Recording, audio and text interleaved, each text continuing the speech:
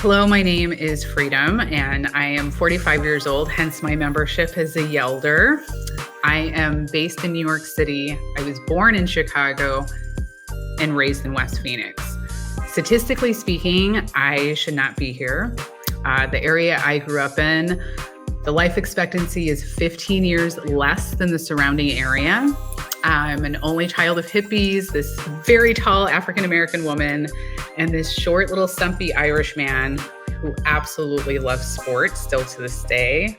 And between his encouragement for me to play sports and constant recruitment, because I'm 6 feet tall, I naturally gravitated towards sports where being tall was definitely an advantage. So volleyball, basketball.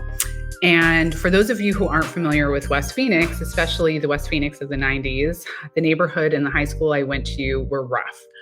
I went to Trevor Brown High School, which is on 75th Avenue in Thomas. My mom was a community activist. She worked for an organization called Mothers Against Gangs. And one of the reasons that she did is our communities were riddled with drug addiction, violence. By the time I was 18, I had been stabbed.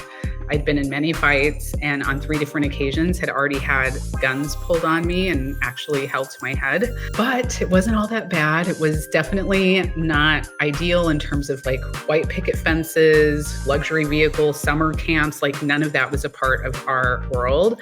But we did have sports, and specifically there were 2 teams. There were the Bruins, who got brand new uniforms every year. They had multiple coaches, assistants, and then there was us, the Lady Bruins. And no joke, we had to wear uniforms from the 1970s. They were brown and orange. Our coaches were terrible. They literally were looking at books to learn how to run plays, but they got like an extra $50 a game. So it was basically overtime for them. For our teams, when we played specific schools, we actually would have to be police escorted. And to add insult to injury, we got our asses kicked all the time. Like we were by definition a team of losers. But if you can believe it, we had a very, very surprisingly low turnover rate. And why, right? Like, why would anyone want to be a part of this team? And part of it was because we played really well together. We supported each other.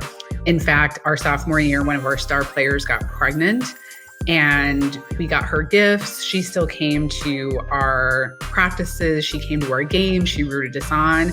And after she even had the baby, she came back and continued to play. We had another player who didn't have a car.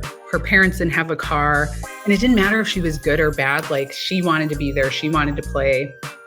And we would all take turns rotating to drive her to and from, even though she lived like an hour away from where we were. Didn't matter. But I will never forget one volleyball game in particular. We were playing this high school, Westwood. We had not won a game all season, not one. It was the last game of the season. It was match point, and there was just dead silence. Dead silence. Court was tense. We were focused. Westwood served. It was the whole bump, set, spike, whistle blew. We had executed perfectly. Westwood actually hit the ball back, but the game stopped. And like you could feel the energy. We were just like waiting in silence for the call from the ref. And then he literally said a technicality and a player in Westwood had hit the net and the Lady Bruins actually won. The place erupted. Our parents were screaming. They were jumping for joy. And the other team was so perplexed. Like, why is this team so excited? But it was almost like the scene in Silver Lining Playbook for anyone who's seen it, the dance scene and winning the parlay. It was just us and we actually won. And it was just one of those moments that we had been praying for the longest time. But what I really learned from that is we learned to lose, right? Like learning to lose is not something that we're taught. In fact, losing is frowned upon in society. But when you think about any major sports league, NBA, NFL, any of them, majority of the teams lose, like 99.99%, right? There's only one team at the top. You know, just thinking about what happened to the girls on that team, like some of us went on to college, some stayed behind and are still living in West Phoenix. Some are already grandmothers, and now one of us works at Yelp. So now when I think about playing well together, it's not all about success, which, let's face it, all of us love. But I am in sales. It's competitive, it's stressful, and winning is all defined by hitting a number. But in sales, we lose a lot, right? Like countless unanswered emails, calls, the ghosting. But then you get that one response, a meeting, and it's a win.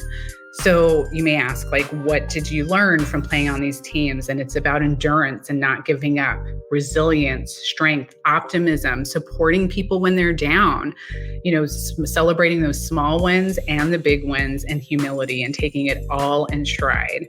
So recently I celebrated a birthday, and I realized that every single day I'm alive is another day I have to beat the odds through this endurance and strength, humility, and being supportive. So thank you.